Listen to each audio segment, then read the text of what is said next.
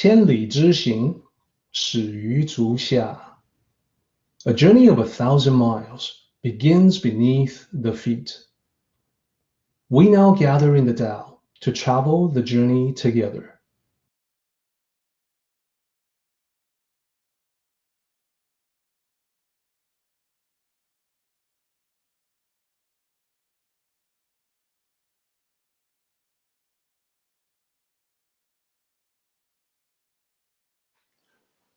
Let's get right into chapter 21.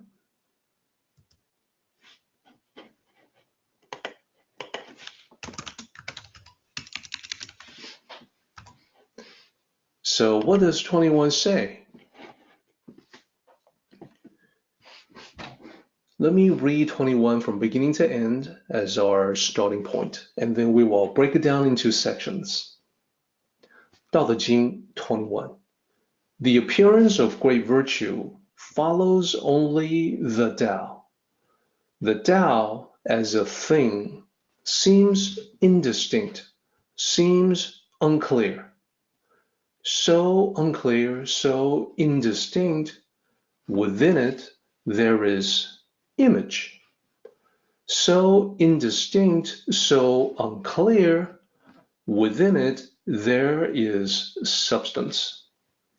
So deep, so profound, within it there is essence.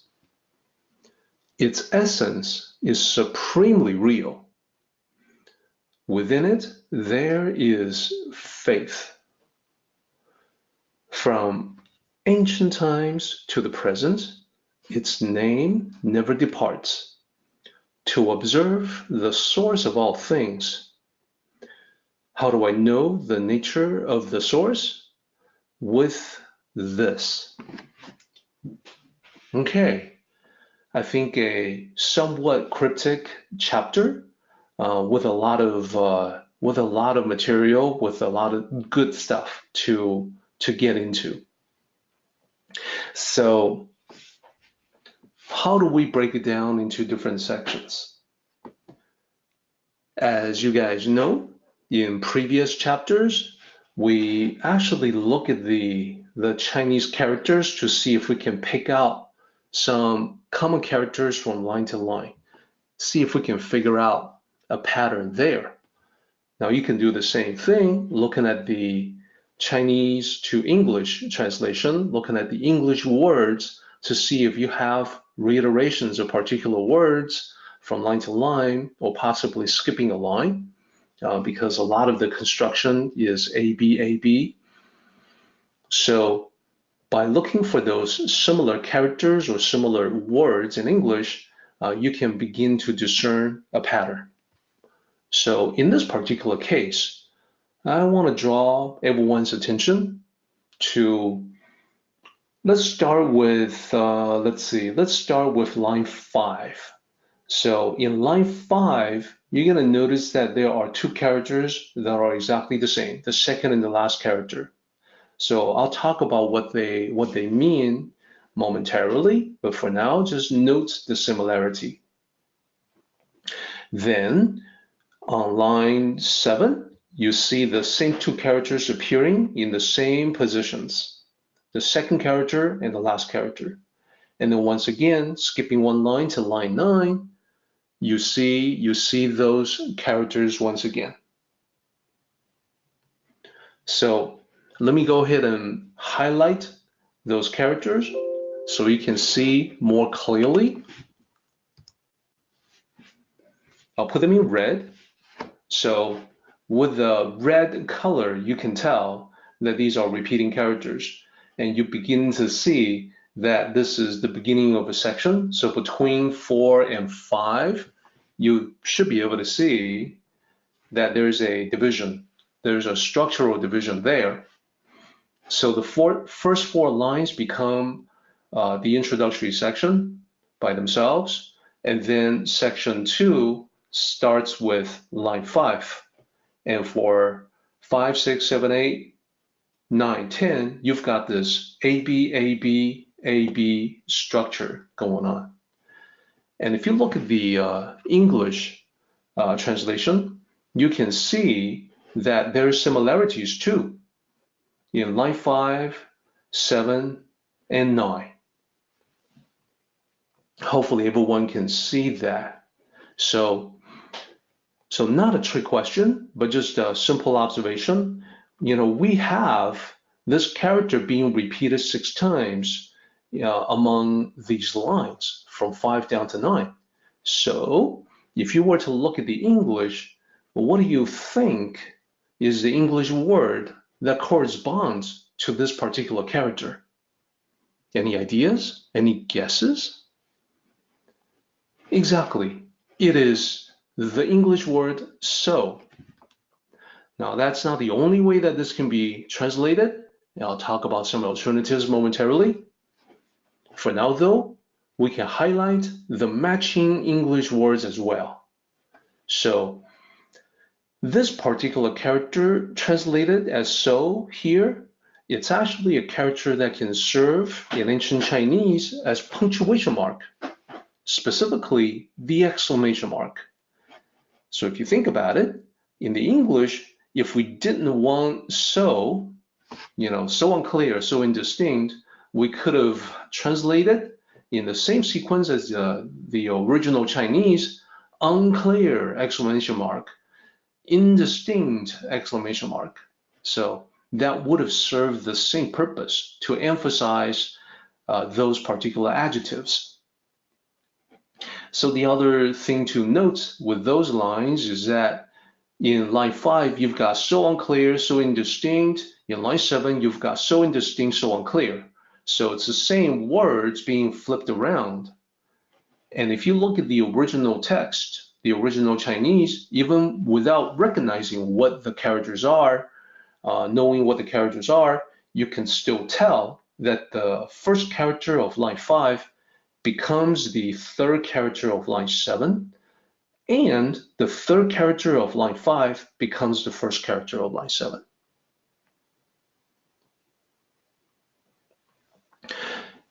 So the translation basically reflects that same situation, same arrangement in the original. If it sounds a little bit odd in English, well, that can't really be helped. We're trying to create an accurate translation here. So whatever the original, whatever the lead, the original takes, the translation in English must follow.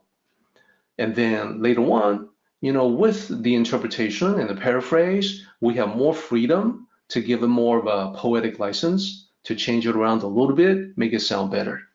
But translation, I personally feel we don't have that freedom. We have to be faithful to the original. All right, so now a question for the group is, if we've got this AB structure, then it would suggest that we have a sectional division between line 10 and line 11.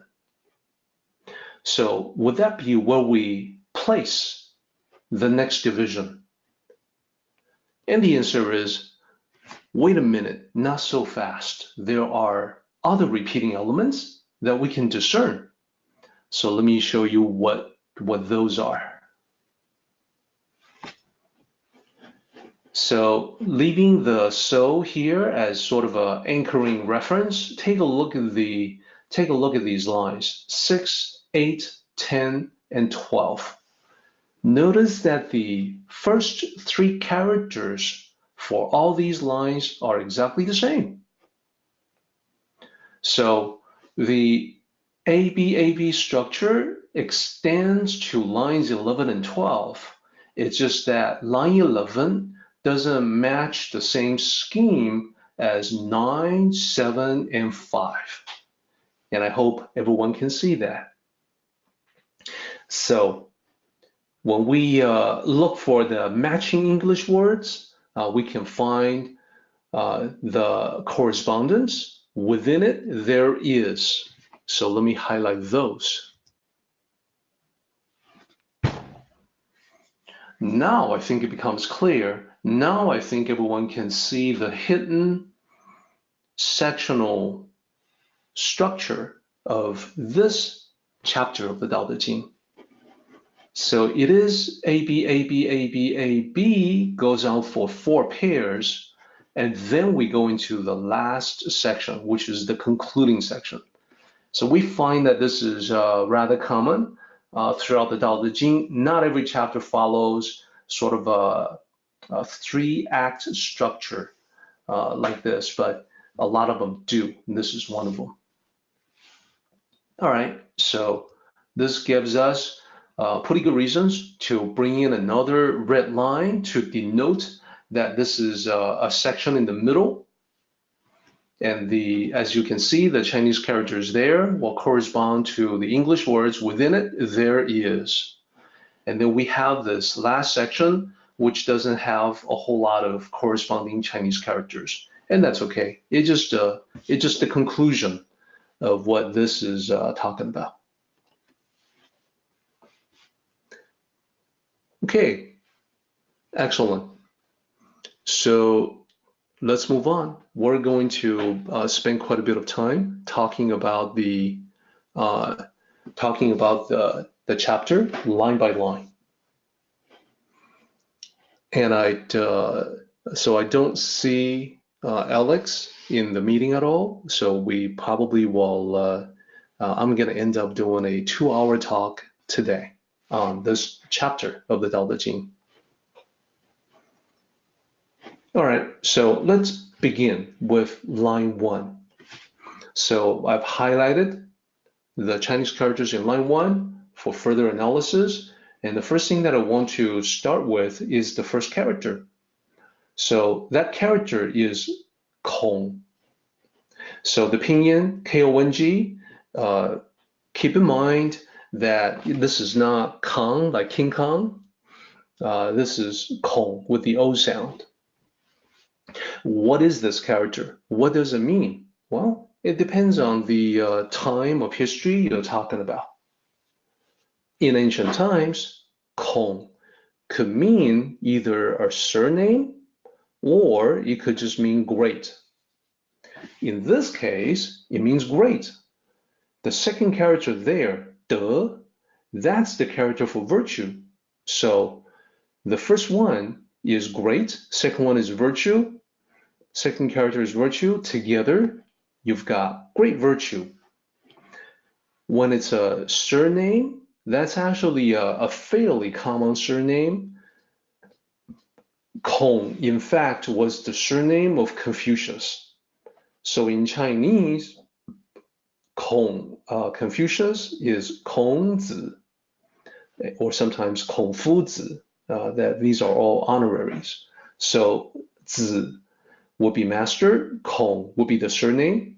So master Kong. That's how the Chinese would refer to Confucius. And so why Confucius? I find that people aren't really sure why we have this name at all, Confucius, if the Chinese themselves refer to him as Kongzi or Kongfuzi. So Confucius is based on Kongfuzi.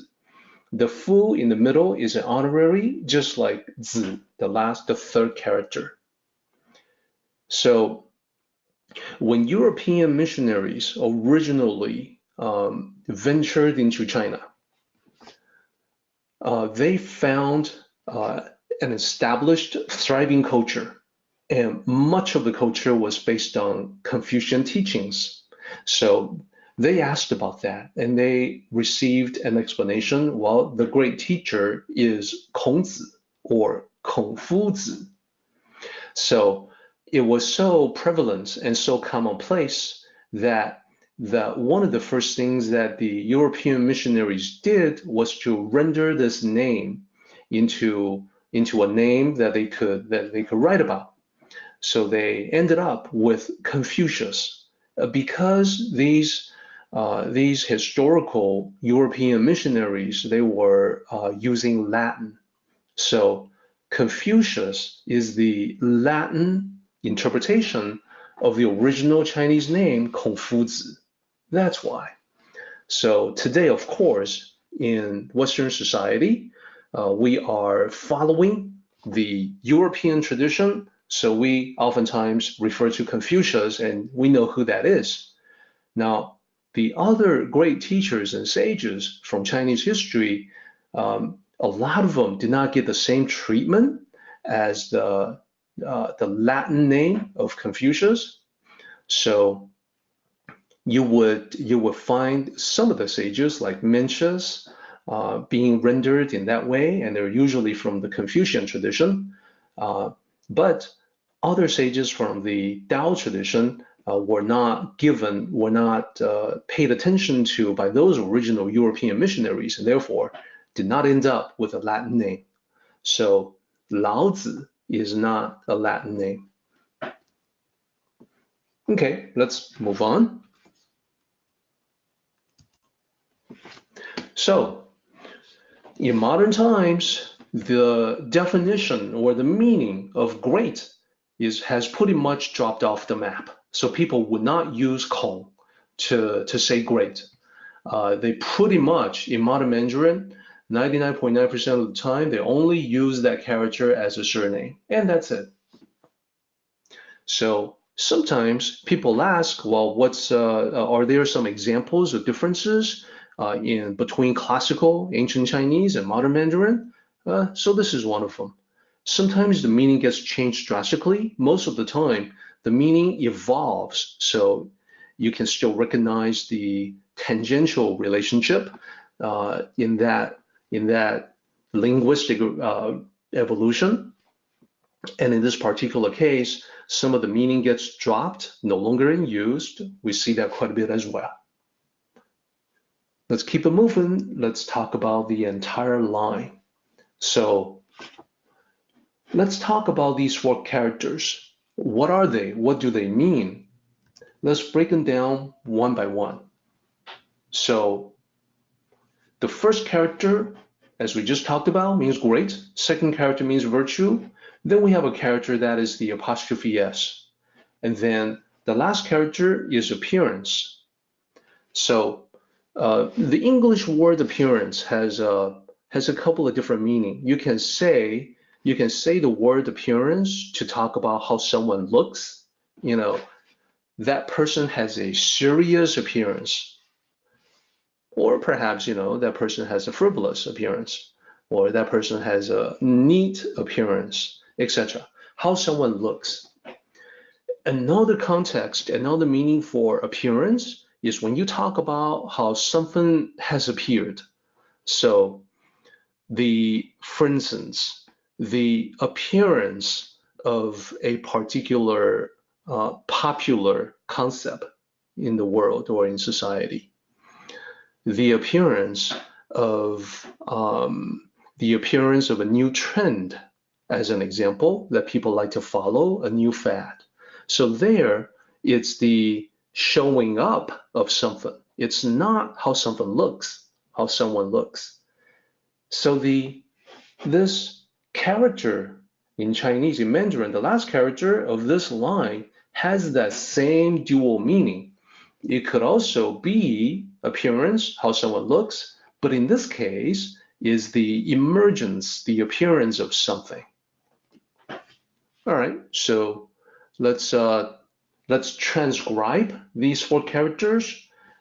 We're not going to do this for every single line. This is just to give everyone an idea how this process usually works. So if you take these individual character meaning and string them together, you get great virtues appearance. Now that's not a fantastic phrase in English. It doesn't really make a whole lot of sense. If you know the original though, then you understand what the meaning is trying to say. The meaning is that the appearance of those, like great sages, of those who possess great virtues. So the appearance of great virtue, it's actually referring to the appearance of great sages who possess great virtues. So that's the first line. Conceivably, someone who knows only modern Mandarin and doesn't know ancient Chinese could look at that line and assume that the first character Kong is referring to Confucius.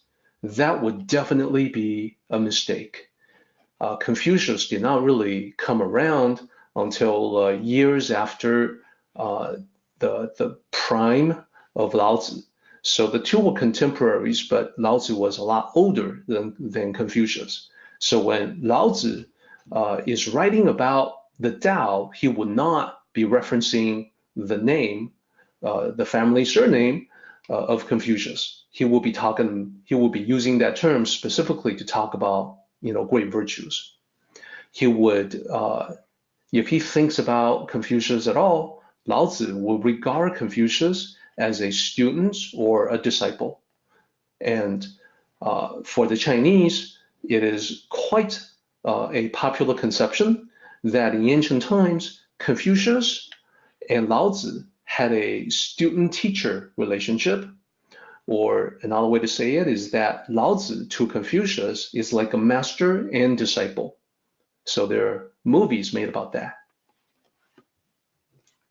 Okay, let's keep it moving. Let's go to the second line.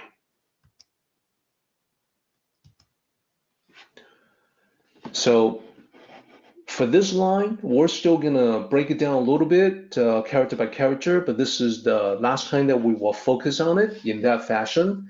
After this, it'll be the meaning of the lines that's the most important. So these two lines are broken down character by character just to give you an idea how this process works. Okay, so what are the four characters? The four characters break down to only Tao is follow, which is not going to make a whole lot of sense if you string them together in a transcription. So what is that really trying to say? The meaning has been interpreted in two different ways. There's a inaccurate interpretation, and then there's an accurate one. I want to expose everyone to both, so you see the range of possibilities. So we started out talking about first line, the appearance of great people who possess great virtues, and then the second line, well, putting it together, the interpretation that is slightly off is this: sages who possessed great virtues could only appear when the Tao was present in the world. So it sounds plausible because it sounds like it's being reiterated elsewhere in the Tao Te Ching. So that sounds like it could mean exactly this, that the sages with great virtues could only appear when the Tao was present. In this case, though, that's actually not what it means. So that's why I wrote off. This is slightly off target. So what would be on target? Well, what it's actually saying is that whenever those who possess great virtues appear in the world, they follow only the Tao. So if you look at the first two lines, hopefully this will make more sense. The appearance of great virtue follows only the Tao. It's actually talking about people who possess great virtues. When they appear, they follow only the Tao. So this is commentary from Lao Tzu, talking about all the sages who were ancient to him. So Lao Tzu himself was from 2,500 years ago. He's talking about sages who lived like 3,000, 4,000 years ago. So whenever these great sages appeared, they only followed the Tao. Their actions, their behavior, their thinking, their perspective on the world were all Tao-oriented. So he was pointing this out to people who are reading this particular chapter of the Tao Te Ching. So he wanted to highlight the Tao as the path to follow for people who were wise. People who had great wisdom followed the Tao. And these two lines set up the entire chapter. When he talks about how they follow Tao, the natural question to ask is, well, what is this Tao that the great ones follow? And how can we understand it better so we can emulate their greatness? We can be as great as they were.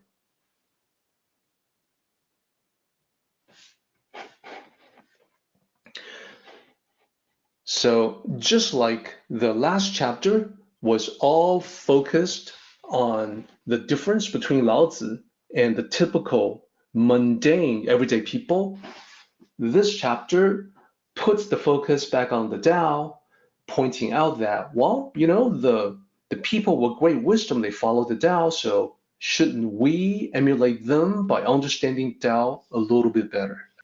That's the whole idea.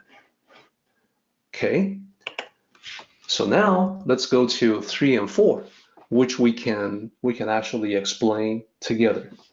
And I think this is actually easier to understand than the first 2 lines.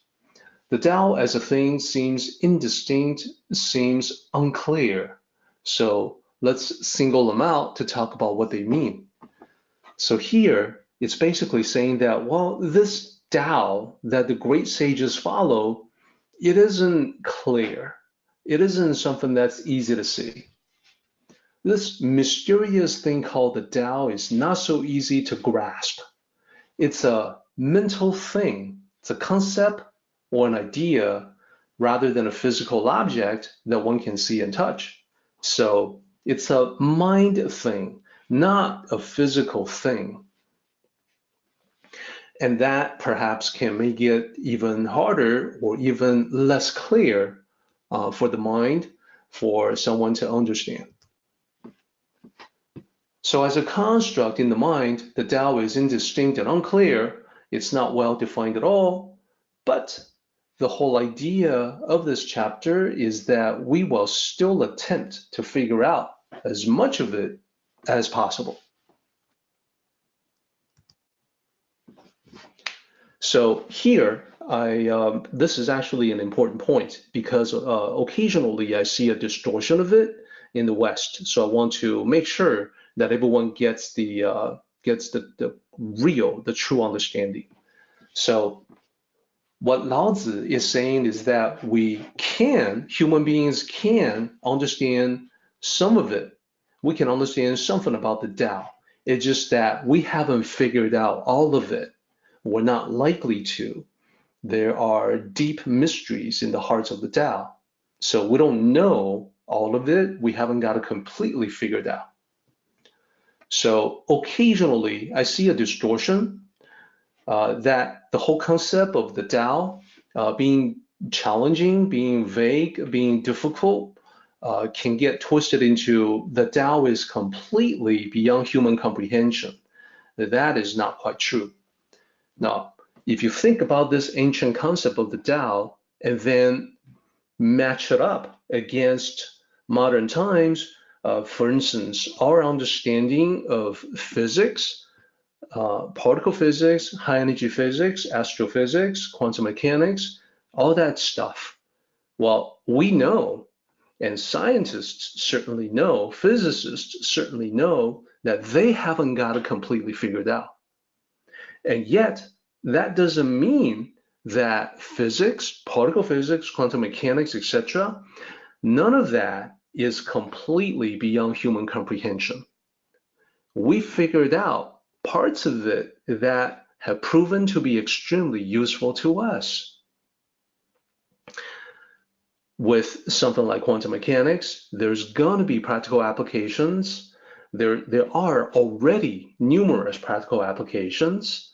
And for those of you who haven't followed that, I would definitely urge you to read up on for instance, the Wikipedia entry on quantum mechanics and see the incredible contributions that understanding of quantum mechanics has contributed to our world. And coming up in probably just a few years, we're going to have practical, fully functional quantum computers that can be applied to different tasks. So what those can do is certainly beyond the scope of our discussion today. I just wanted to make the point that even though we haven't completely figured out many advanced topics in science, we figured out enough to make science very useful to us. Apply that same position to the Tao. We certainly haven't figured out everything there is to know about the Tao, but we figured out enough to make very practical, useful applications out of the Tao in everyday life.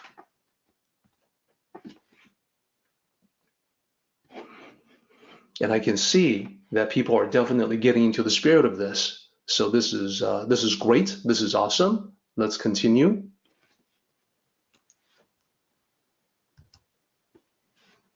Okay, now we come to the character that I referenced when we went through the sectional analysis. That character repeated 4 times here in this extract from the overall chapter is xi. So the pinyin is xi. The x is always like sh, so it sounds like xi. So what does it mean? Well, as I mentioned, it's one of the many characters in ancient Chinese that served as punctuation. So the specific punctuation that it maps to, that it's the closest to, is the exclamation. And the meaning of xi is emphasis, which means we can also translate it as so or so very. So if you pick any one of these, you would be accurate in your translation. So for instance, instead of so unclear, so indistinct, so indistinct, so unclear, you could have, as translator, you could have chosen to translate it as so very unclear, so very indistinct. Alternatively, you could do without so, you could do without the word very, you could just put exclamations at the end of each description. Unclear, indistinct. So those would all be accurate. Now, let's talk about unclear and indistinct, because you see indistinct and unclear in line 7. So 5 and 7 actually contain the same characters, just in a slightly different order. So these are the 2 characters. So given the overall brevity of the Tao Te Ching, we know that whenever anything gets repeated, gets reiterated, that it must be important. So here, the repetition is meant to drive home the point that the Tao is deep. Later on in the chapter, it'll specifically say that is so deep. Here, it's to emphasize that it's deeper than we can figure out, deeper than we can know. So here, I want to clarify another misconception. Is the Tao simple, yes or no? Well, here's how it goes. The essence of the Tao is simplicity. When you follow the Tao, you want to simplify your life. Less is more. Less stuff, less clutter means more room, more freedom, more liberty. So the essence of Tao is simplicity, there's no doubt about that, but the Tao itself is not simple-minded. There's a lot of thinking that goes behind those simple concepts. This is like saying E is equal to mc squared. That equation is simple, but it's far from simple-minded. The appearance of that equation, changed the world. And it's so elegant in its simplicity that it can be, when you understand everything that it implies, it can be awe-inspiring. So the work that went on behind it is similar to the thought that has gone into the contemplation of the Tao. So you end up with beautiful, elegant simplicity, but the path that you get there may not be simple-minded at all. It could be quite a bit of work, quite a bit of discipline. And here, I'd like to quote and relay an input from my friend Barry, who observes that when in essence, following the Tao is easy as breathing, because the word seems could imply that this lack of clarity is only the outer appearance. So, good observation. Initially, when we approach the Tao, things seem rather cloudy, rather vague, rather mysterious. The more we talk about it, though, the more clarifying the mental effect becomes until we get to the point where we can see it so clearly that it's still difficult to explain to someone who has not encountered these Tao concepts, but it's no problem to hold these ideas in the mind and to put them into practical daily usage. All right, so let's keep going, making quite a bit of progress already. So let's talk about this. This actually requires quite a bit of discussion. Line 6 is contains just a wealth of ideas and concepts to get into. It's a simple sentence. It says within it, there is image. So let me single it out. 其中有象. So I haven't broken this out into a 4-character, 4-word breakdown, but basically it says within it, in the middle of it, there is 象, which means image. So let's talk about the meaning of that. Within the indistinct vagueness of the Tao, we can perceive some sort of image. Well, what is the reference of the image? It's some sort of pattern that is imprinted or embedded in reality itself. So we're not completely sure what the Tao is, but if we observe the Tao, we can see images, we can see patterns. We can see patterns that is reflected in nature. So that is why this particular line, line 6, deserves a lot of additional discussions about the patterns that were seen by the ancient Chinese, how they came about seeing those patterns. And let's not limit our discussion to the ancient Chinese. There are plenty of other patterns in reality, in nature, in mathematics, in the universe itself that other ancients have also studied, have also uncovered. So let's tackle it one by one. Let's start with the simplest. So the pattern that the ancient Chinese could discern was the circle.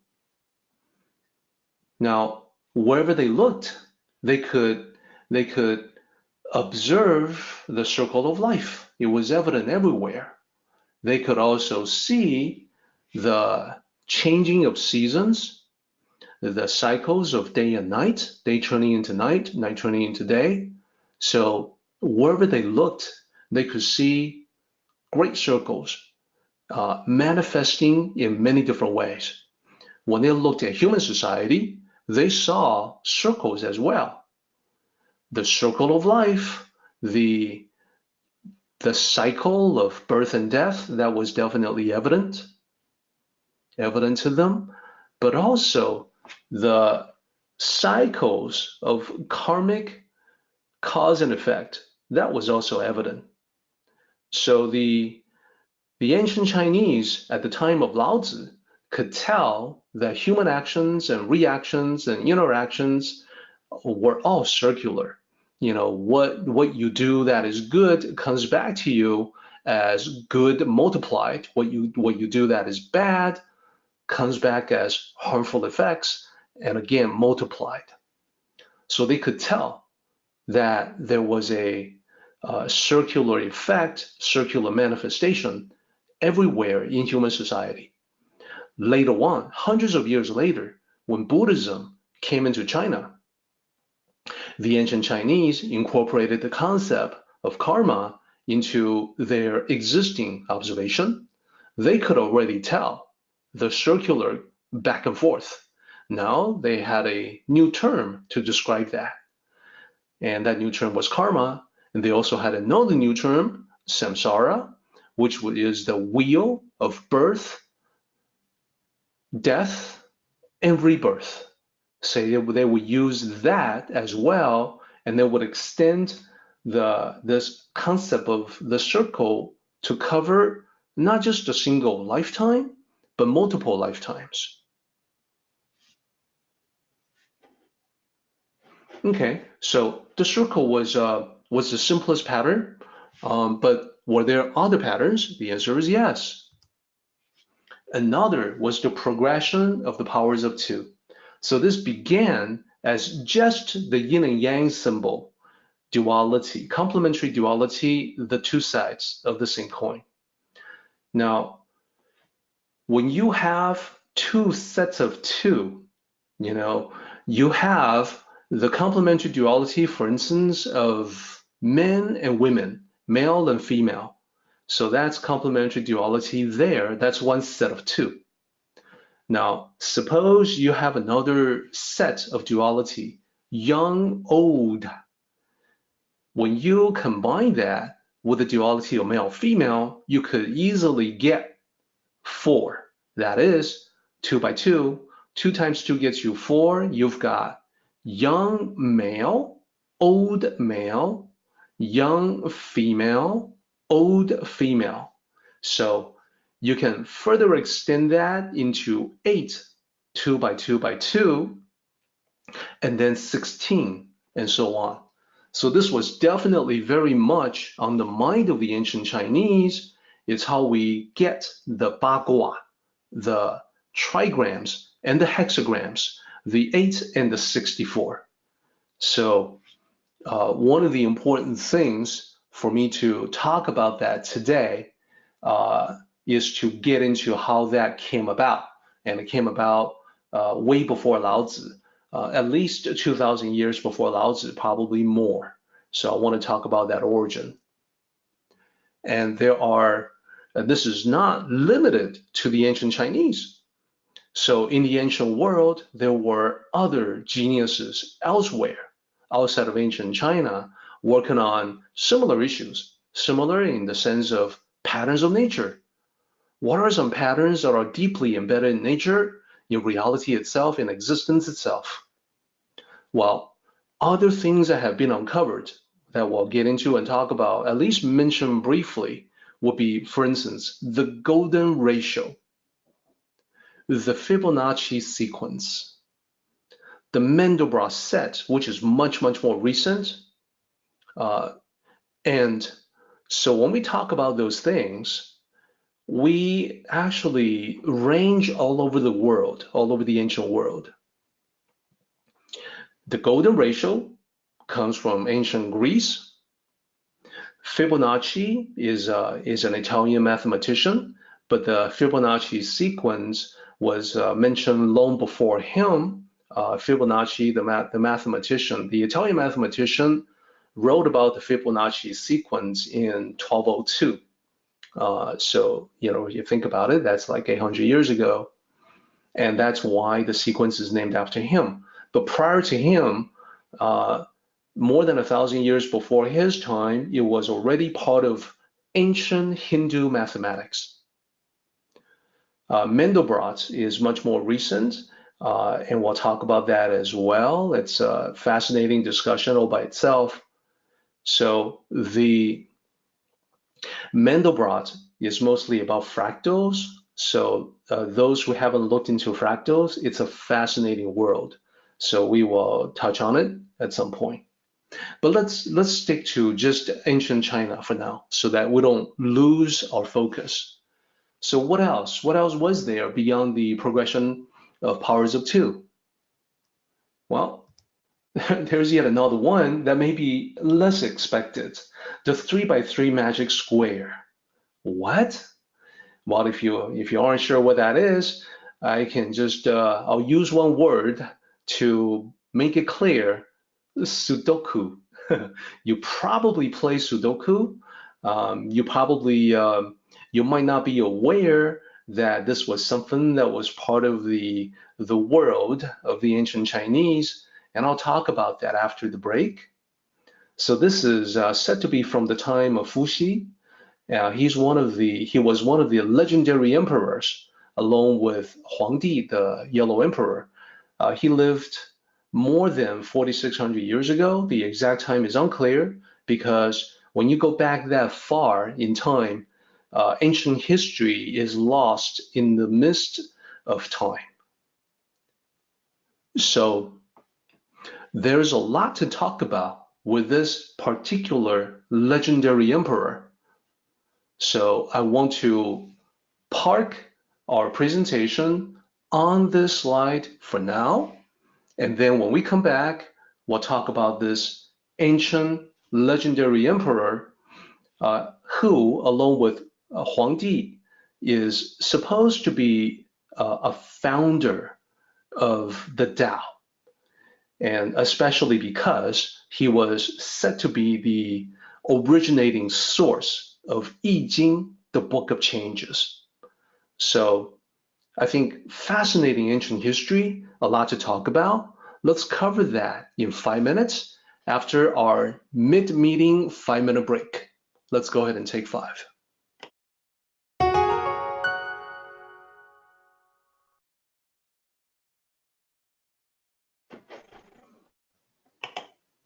Okay, we are now past 11:30 a.m., so time for us to get back into our discussion. So we're about to talk about Fuxi. He's one of the legendary emperors. So just like Huangdi, another one of the legendary emperors, he was said by some to be the founder of the Tao because he was said to be the source of I Ching, the Book of Changes.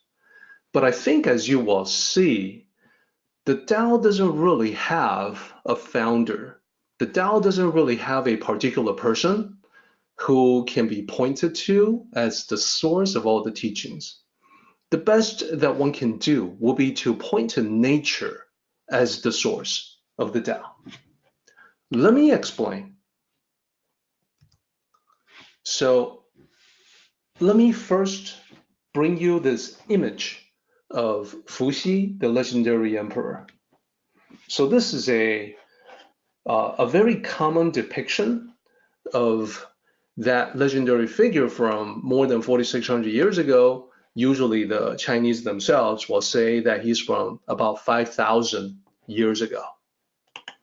So there's a few things that I want to point out first about this depiction. So first of all, if you were to take a look at the way he's dressed, he's not wearing the robes, the silk that you would typically associate with the ancient Chinese. He wore furs, as you can see. And why is he depicted wearing furs? Well, this is because he predated the flowering of Chinese civilization. He predated the invention of silk, textiles, clothing. So the way he dressed was based on his time, which was primitive. So animal furs would be used for that.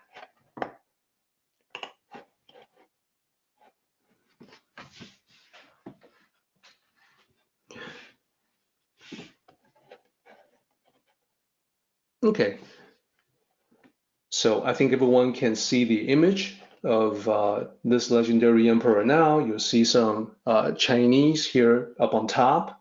That's actually not the focus. Take a look at the depiction here. Look at the furs. And also notice that he's barefoot. He's got no shoes on. And why is that? Well, it's because he lived in a time that was so primitive that footwear had not been invented yet. So everybody went around barefoot. Furthermore, another detail is that his toenails and his fingernails are depicted as not trimmed. And again, it's because he lived in primitive times prior to civilization. So that is a legendary emperor, not the typical depiction of emperors that you would see, that you would expect. Now, he was legendary because he was the inventor of many things, and same as Huangdi. But let me talk about what made him especially interesting. So he lived in this ancient primitive times, and he was a tribal leader, a leader of his region. And this is even before the invention of agriculture. So the ancient Chinese back in those days were actually not farmers. As you can perhaps guess by the furs, they were hunter-gatherers, prior to the invention of agriculture. So in his tribe, they, like other tribes back in those days, they would constantly have hunters head out into the woods to see if they can bring back some game, to feed the rest of the tribe.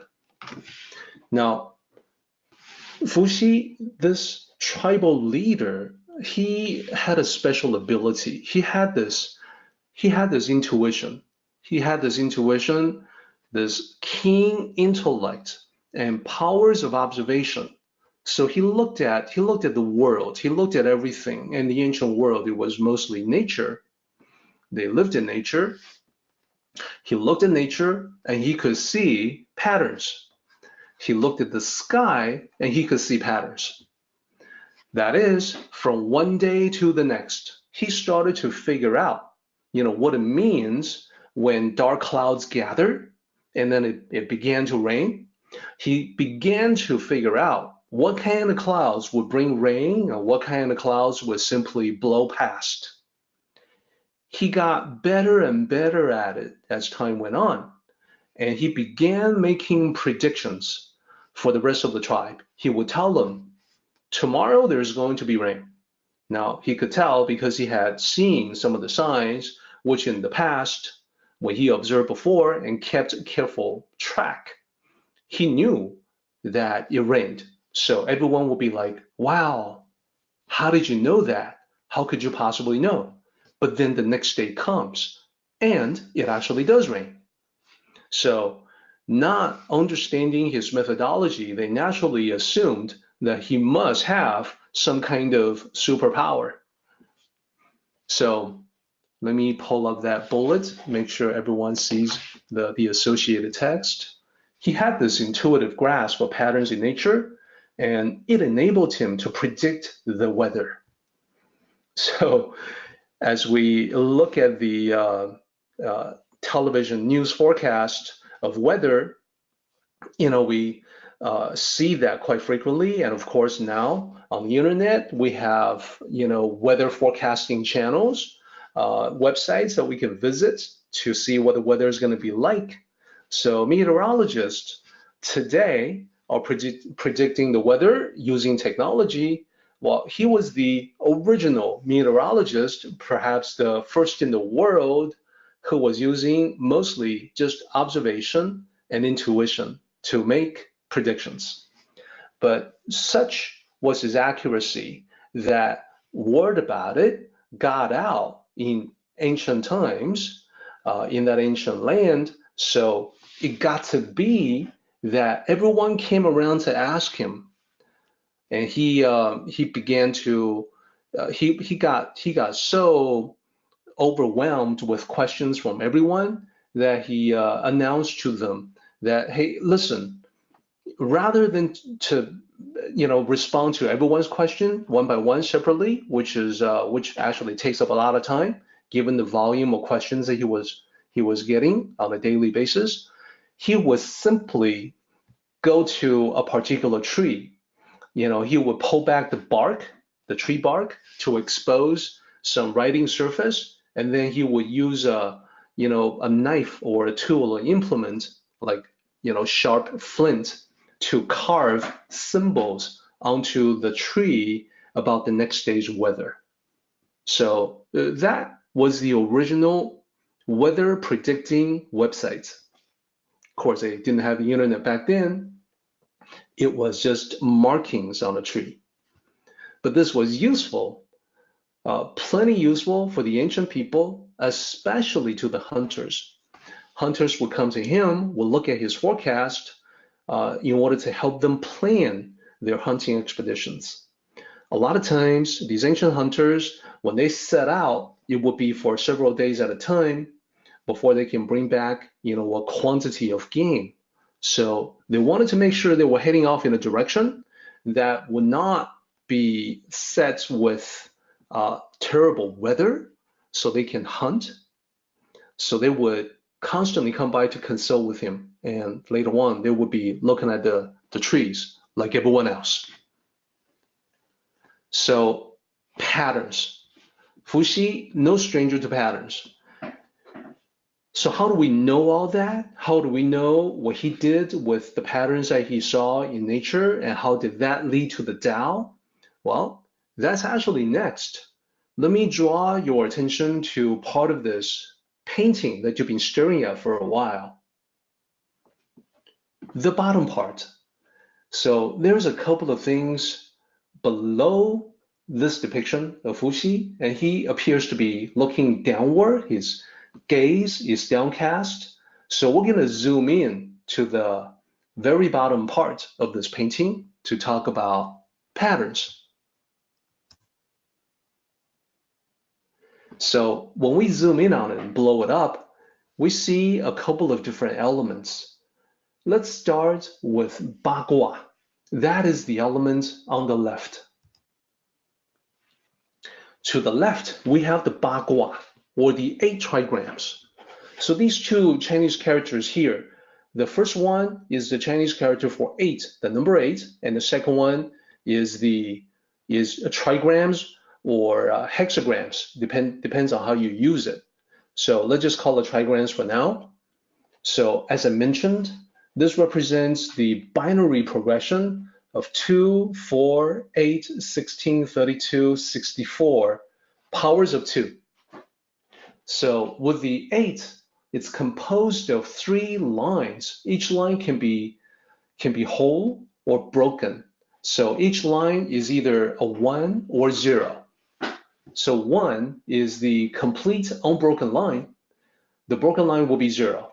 So with the 3 unbroken lines, that will be binary digit 111, which, by the way, is equivalent to the decimal digit 7.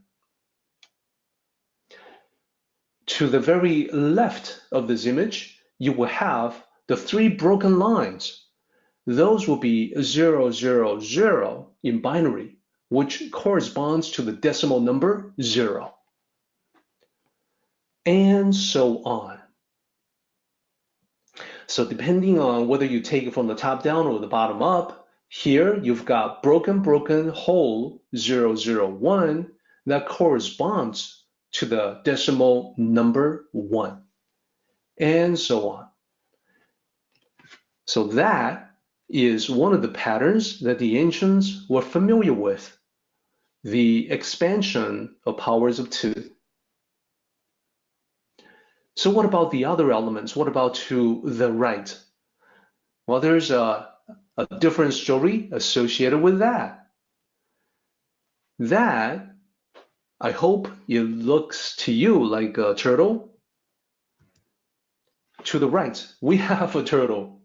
According to the legendary tall tale, Fuxi, this ancient legendary emperor, this ancient tribal leader in primitive times, he saw this particular turtle climb out of the Luohe, the Luo River, with marking on a shell depicting the 3x3 magic square. Okay, what is that? Well, this definitely deserves further explanation. Over here, I have another picture of it. In the painting, the turtle looks rather dark. You can't really tell what's on the shell. In a different depiction over here on the right-hand side, it shows the turtle with the marking clearly visible with a bunch of dots, as you can see. So the number of dots depicting the number of the digits. So for instance, in the very middle one, you see 5 dots, and that's the number 5. So let me explain. So first of all, did this ancient tribal leader actually see a turtle with markings climbing out of a river? Well, you can probably guess reasonably that no, he did not. There was, of course, no turtle. It's a legendary tale that speaks to the insights that was gained in primitive times. So let me talk about what that insight was.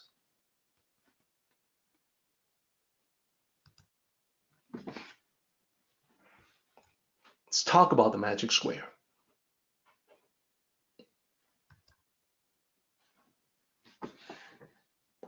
So this is the larger image of it, zoomed in, so you can tell. And if you map the dots on the back of the turtle, on the shell, to actual numbers, you get this right here. And I hope everyone can see it clearly. So on the upper left-hand corner, you got the 4 dots that corresponds to the number 4. Right below that, you get the 3 dots, the number 3. Below that, 8 dots, the number 8, and so on. I think everyone can see that. So this is mathematically, this is literally called the 3x3 magic square. It's the smallest possible magic square. So in this 3x3 matrix, it's got 9 spaces, and it's filled with digits from 1 to 9. Each digit is used once in the square. There are no repeats. So it fills the matrix completely. So this is a way to, there's no guarantee that this will be the case. What if you come up with a magic square where some of the digits are used more than once? But no, this is just a one-to-one correspondence.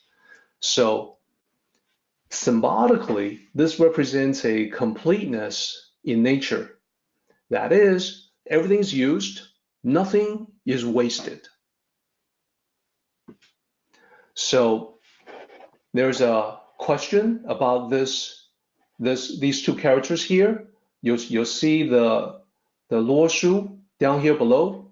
In Chinese, it's luo shu, and that's because shu means book here at the bottom.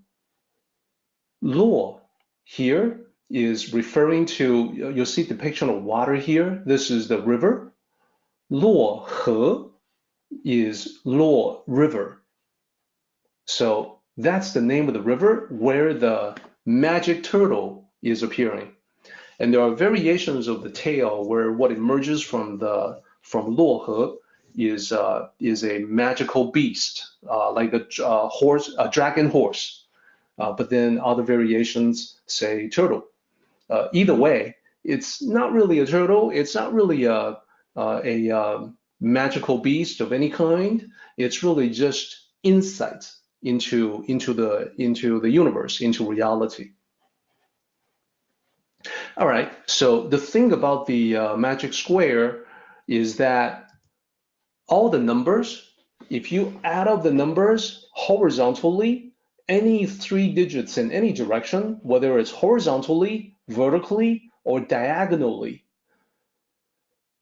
any of the sequences of 3 digits would add up to 15.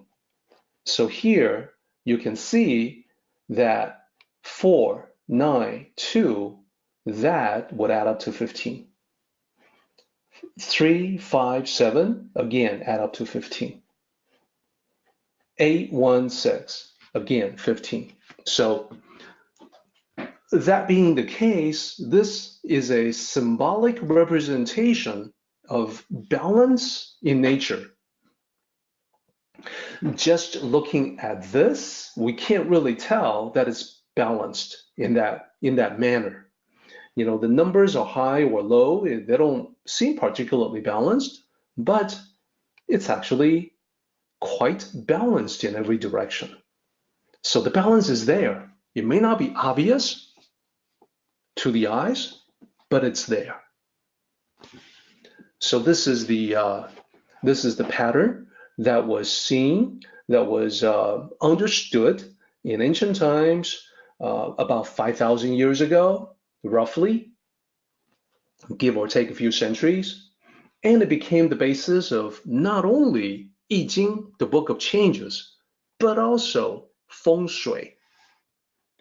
If you were to study feng shui, this will come up. All right, so let's talk a little bit more about patterns. So these are, the contemplation that I hope everyone is starting to get into is that, why should it be that there's magic square at all in our reality? How is it that this just works out? It seems so simple. And there's nothing, nothing that says it has to be that way, but yet it is. So there are certain patterns, there's a certain reasoning, there's something that underlies nature. The realization of that is what led to realization of the Tao. Let's keep it moving. So what about other patterns? So we're not going to spend a whole lot of time in all the different patterns that one can get into in ancient times. I want to make the point, though, that whether you are living in ancient China or ancient Europe or other parts of the ancient world, that doesn't matter.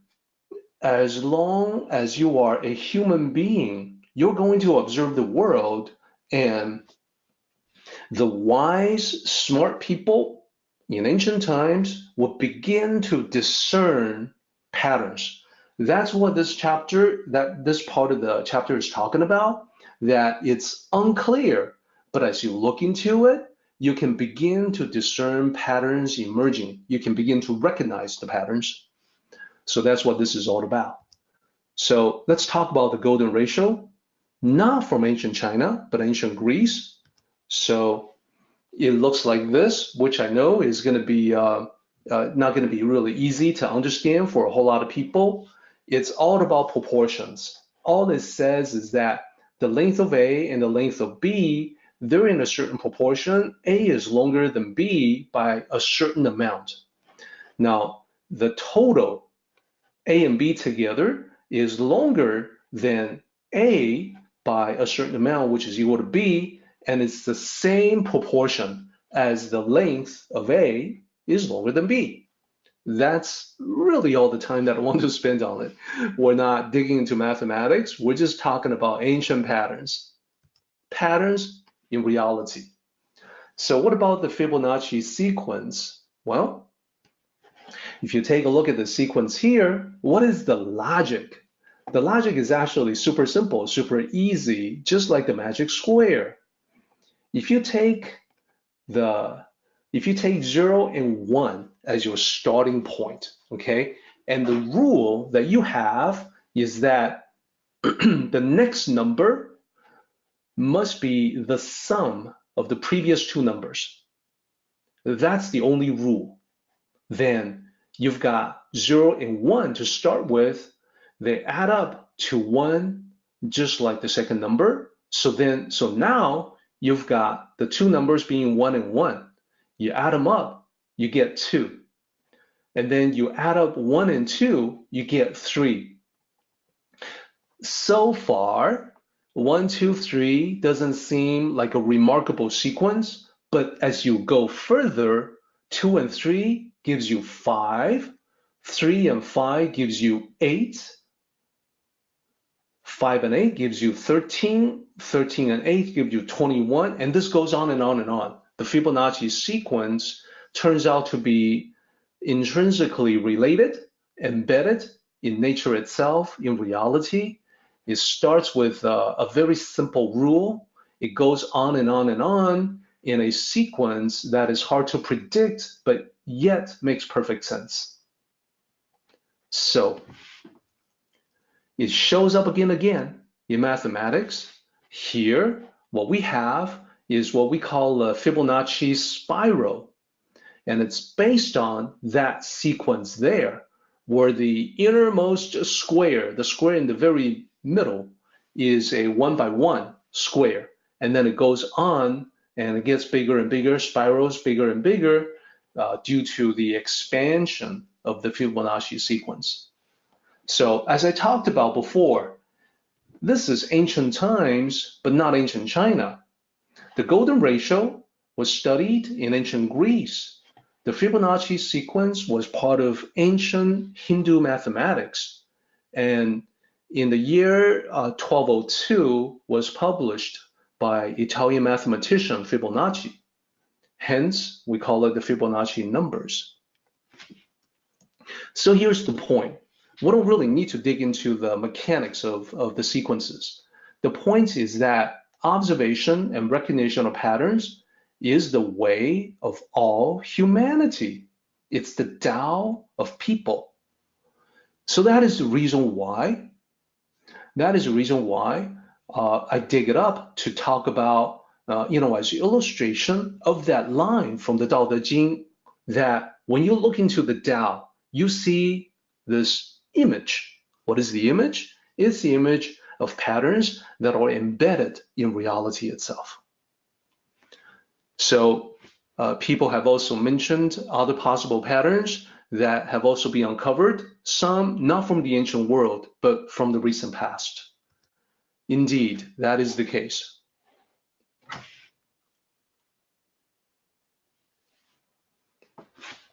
So more examples. Let me showcase those examples for everyone. Just a moment. Here we go.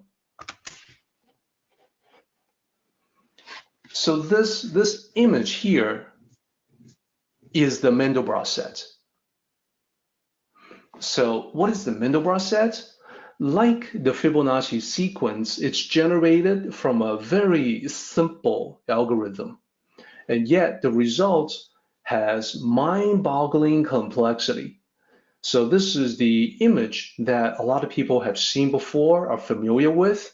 It's usually generated by a computer because it takes too long for a human being to plot all the lines, all the numbers in the Mandelbrot set. Mandelbrot is a French mathematician. So this all happened within the last century. This is one of the more remarkable discoveries about the world, about the pattern that's embedded in the world.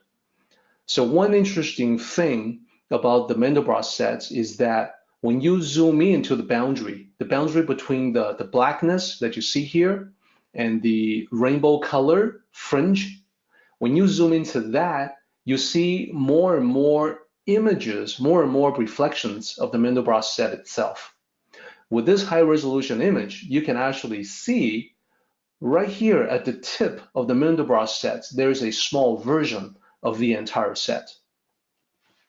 That's the characteristic of the Mandelbrot set, that no matter how much you zoom in, you will continue to see smaller versions of itself, reiterating to infinity.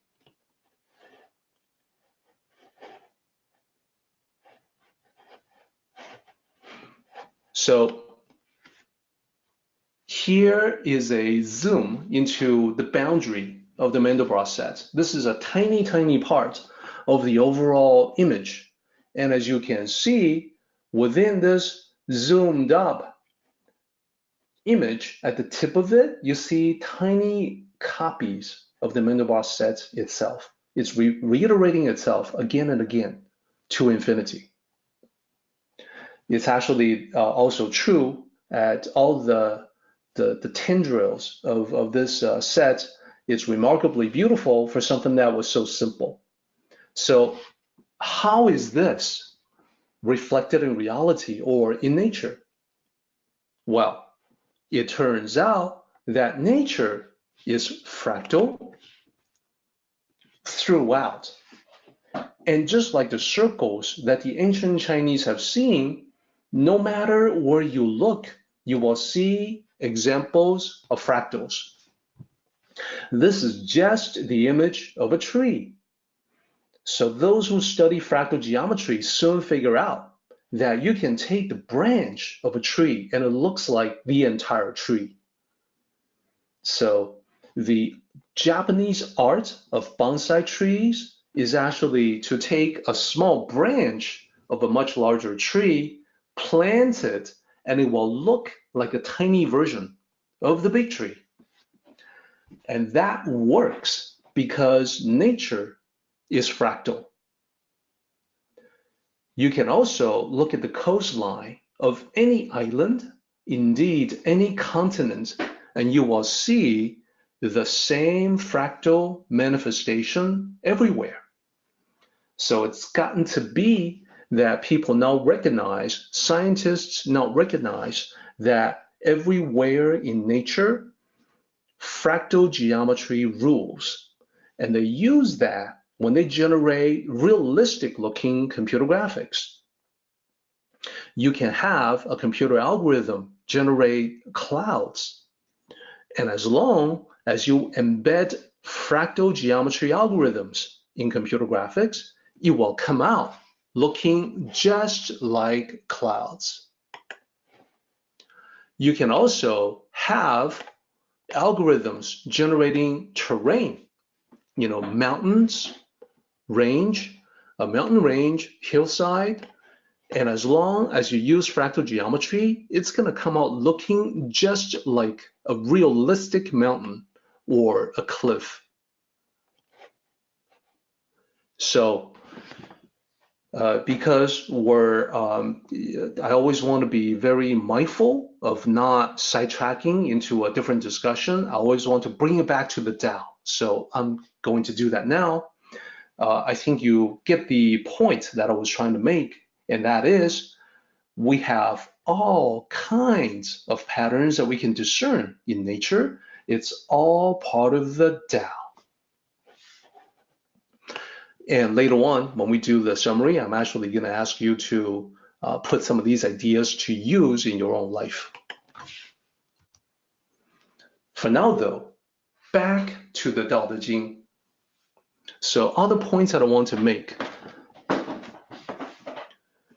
And to respond to questions about the magic circle and feng shui, feng is simply wind in Chinese, shui is simply water in Chinese. So hopefully that'll, for those of you who know those Chinese characters, it'll help you zero in on exactly the original characters for feng shui. Now let's focus on line 8. Within it, there is substance. There's a couple of different interpretations of this. Let me take you through them. First, let me single out the characters. So remember, we're talking about the overall lack of clarity, the fuzziness, the mysterious aspects of the Tao. We can't really see it clearly. So within this indistinct vagueness of the Tao, in addition to image patterns of nature, we can also perceive, first of all, material things, in the sense that everything comes from nothing. The void of the Tao is the source of all creation. So the ancient Chinese did it the opposite way. That is, they said, well, we know things come from somewhere. And whatever thing gave rise to this thing, that thing that was the originating point, it also came from somewhere. So everything is like cause and effect, and we can push it back in time until we get to some sort of ultimate cause. So the ancient Chinese said, we don't really know what this ultimate cause could be. We don't understand it.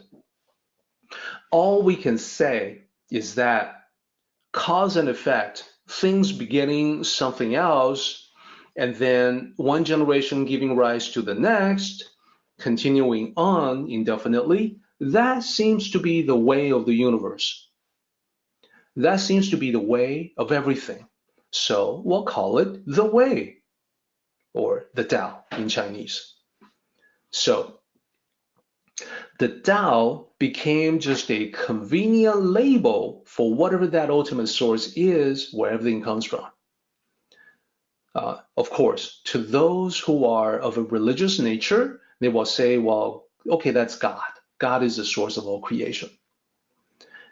And the ancient Chinese, upon hearing that, would say, okay, well, that's a label too.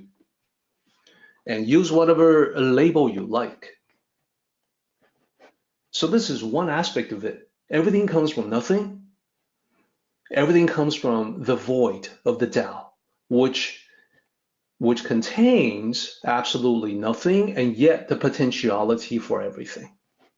This is number one. Let's go to number two. Living things as opposed to material things. In that we know organic life somehow emerged from a completely inorganic setting. We don't completely understand how it works. We just know it's the Tao. So let me explain, because there's gonna be people who will look at that and say, well, wait a minute, do we know that for sure? Actually, we do, because we know, for instance, through science, that once upon a time, at the beginning, when the Earth had been newly formed, and Earth is billions of years old, when the Earth was still new, there was no life on it, no life whatsoever, not even microorganisms, not even germs or virus or anything like that, nothing. It was a lifeless rock, basically a lifeless planet. It was completely inorganic. So we know that for a fact, and we certainly know that prior to the Earth being formed in the solar system, the place where the Earth would be if it was orbiting the sun, well, that empty space is certainly free of life. So somehow, the Earth formed, and then somehow, at some point after that, billions of years after that, somehow life emerged. So scientists, in working on this problem, the problem of Genesis, life from non-life, they've made progress with that. They have gained more understanding while still remaining ignorant of the complete picture.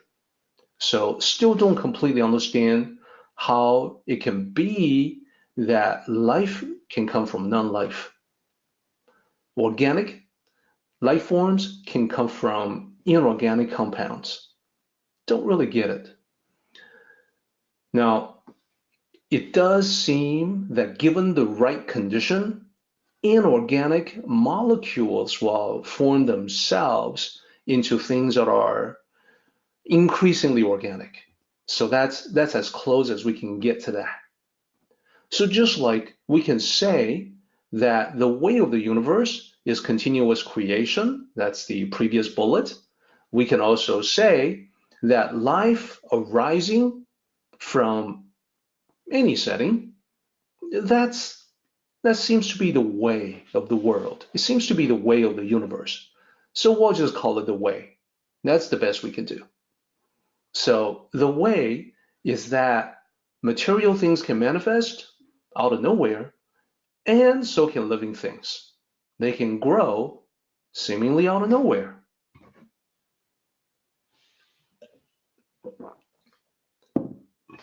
So now, by this time, we have gone through this character twice, and I'm talking about the second character that you see in line 8. This character, 中, is reiterated in line 6. You can see it's the second character in line 6 as well. And it's gonna be reiterated more So I want to focus on that and talk about what it is, what it means. Just looking at the character, let me single that out. If you look at this character, it's basically a rectangular shape bisected in the middle. So that's a pictographic way to convey meaning for that character. What is it? What does it mean? Well, this is one of the simpler characters, so I think, a lot of people already know what it means, right? If you already do know what it means, please feel free to type it out. In the meantime, I'm going to talk about the pronunciation of that. So the pinyin is ZHONG, that's zong. So the ONG, like KONG, is not, KONG is not Kong, like King Kong, but Kong. In this case, zong. What does it mean? Well, bisecting in the middle, so you can tell the meaning is center, middle, in between. In between can also be within, inside, on the inside of, or the middle context can be extrapolated to average. That is, not too high, not too low, in the middle, average.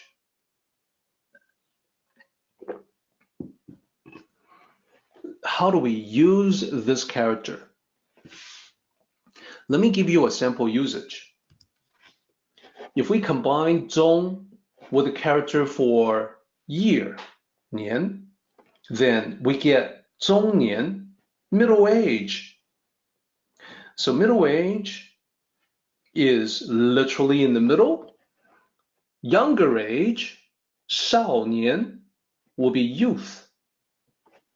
Older age will be seniors, 老年, like this. So altogether, you've got youth, middle age, old age, 少年, 中年, 老年. The character old is the same character that we would use for 老子. 老子, the quote unquote the old master. And there are scholars who point out that at the time that Lao Tzu lived, in the area, in the region where he came from, Lao, this character for old, that's actually a surname back in those days as well. So it could be that Lao Tzu was, Master Lao. It's just a surname. That it might not mean old, but it's been customary for many years that people would refer to Lao Tzu as the old master. All right, so let me give you more examples of usage. So when we want to talk about quality, this is where we bring in upper, lower, and middle, or high, low, and middle. So we combine it, just like in terms of age, we combine it with the character for year. When we talk about quality, we combine it with the character for grade or level, and then we use characters like high level, high grade, 上等, high grade, 中等, medium grade, moderate grade, and then 下等, low grade. So this is a reference to quality. So you can tell it's right smack in the middle. It's not high grade, it's not low grade, it's middle grade, medium grade. Just like in terms of age, it's not youth, it's not old age, it's middle age. All right, so by now you're probably thinking, Middle Kingdom, right? Yeah, that's what China calls itself, the Middle Kingdom. So let's run through these. if you combine 中 with the character for nation or country, you've got 中国, which is China. So I have heard some people say, these China experts, some of them will say that, well, it's called the Middle Kingdom because the ancient Chinese saw themselves as being between heaven and earth. Wrong. That's completely false. We have many China experts who don't really know China or ancient Chinese history or Chinese culture.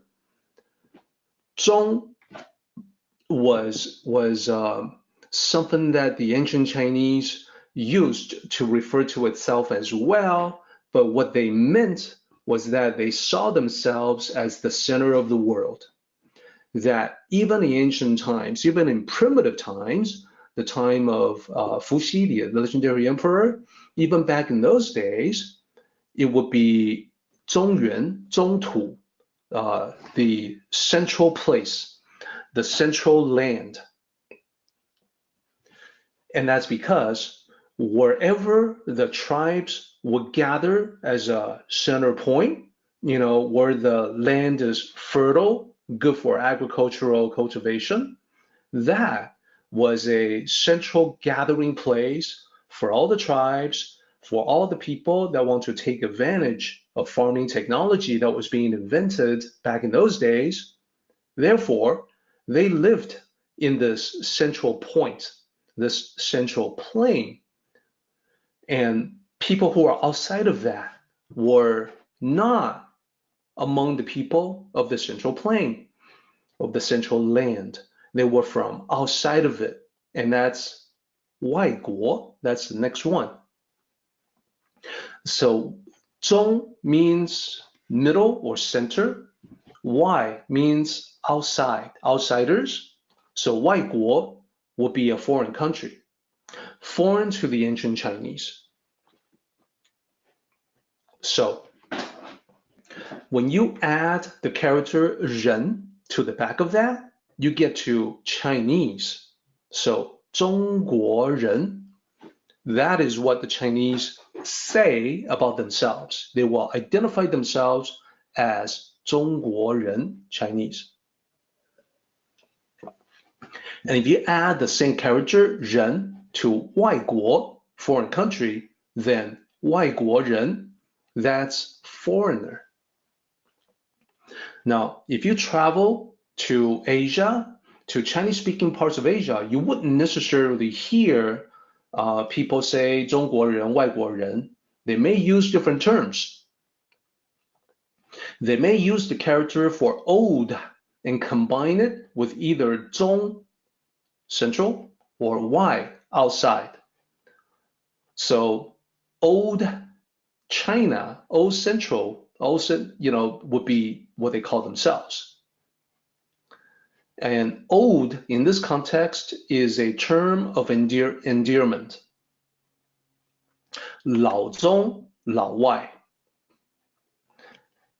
And finally, let's bring it to the Tao.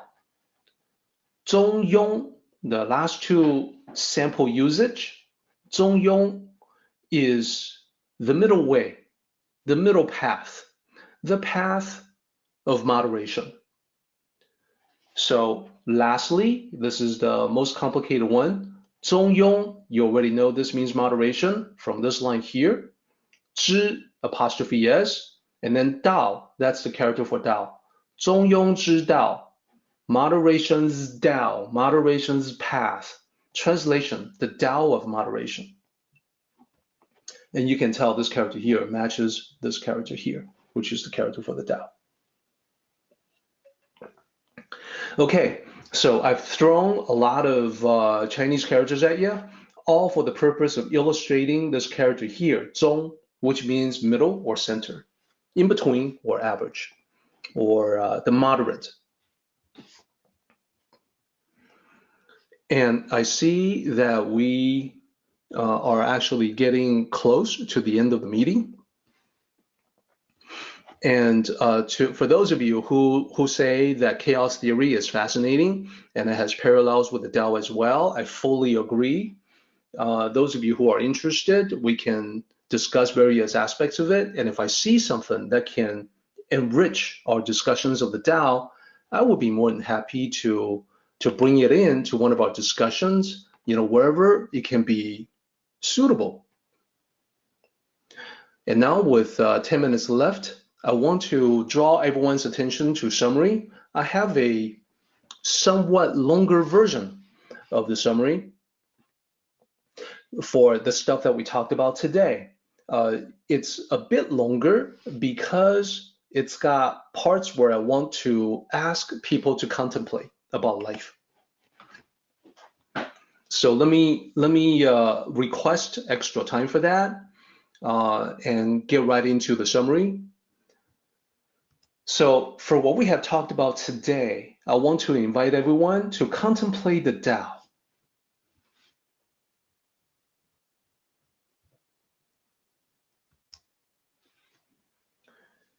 So there are some points that I want to make about this. Point number one is what you see here.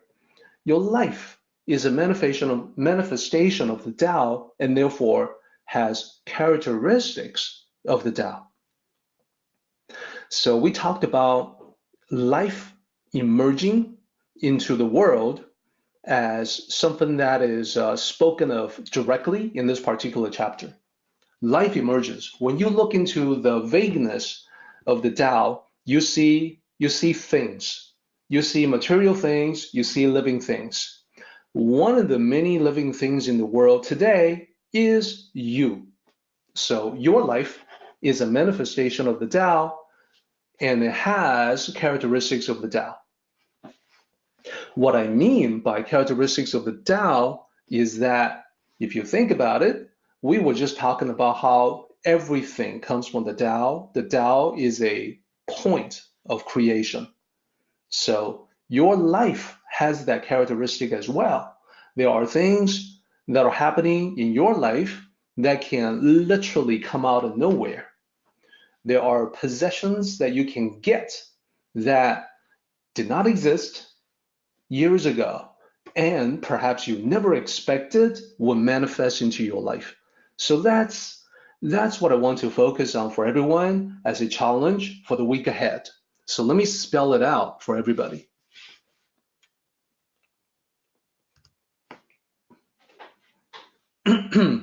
So there's a couple of things that's pointed out in this chapter. The Tao is what we call the source of everything that comes out of nothing and nowhere. So this is based on the macrocosmic observation of the universe in general, that absolutely everything comes out of nothing, ultimately nothing. So when you study cosmology, when you study the Big Bang, when you study quantum mechanics, chaos theory, the more you dig into science, the more you see that this is the case. So modern science, far from discrediting ancient ideas of the Tao, is actually affirming the ancient ideas. Hence, we have a book called The Tao of Physics that talks about the parallels between ancient thoughts and modern science. So keep that in mind. The Tao is the source of everything that comes out of nothing and nowhere. Your life has characteristics of the Tao, and it matches this part. And this says that you too can be the source of everything that appears in your life. So the other point that we just talked about is life itself emerged that way, seemingly from out of nowhere. Somehow, the organic arose from the inorganic. So when you think about your own life, it has the characteristic as well. You can inject more life, more liveliness, perhaps, into any aspect of your life that you feel can use that liveliness. So here's the challenge. This comes as sort of a two-part question. Question one, how can you apply the above to your life?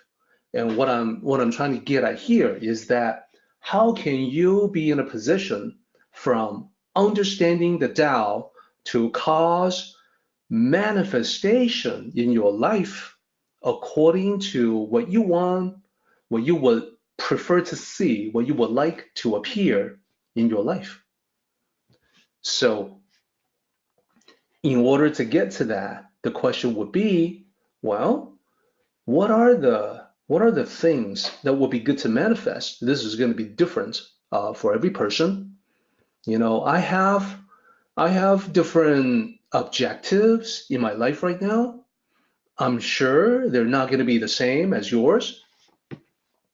So I would enjoy, if you want to share that, I would enjoy very much to hear from you so that you can talk about what are some things that would be good to manifest in your life. Some may say, I could really use a synergistic relationship right now.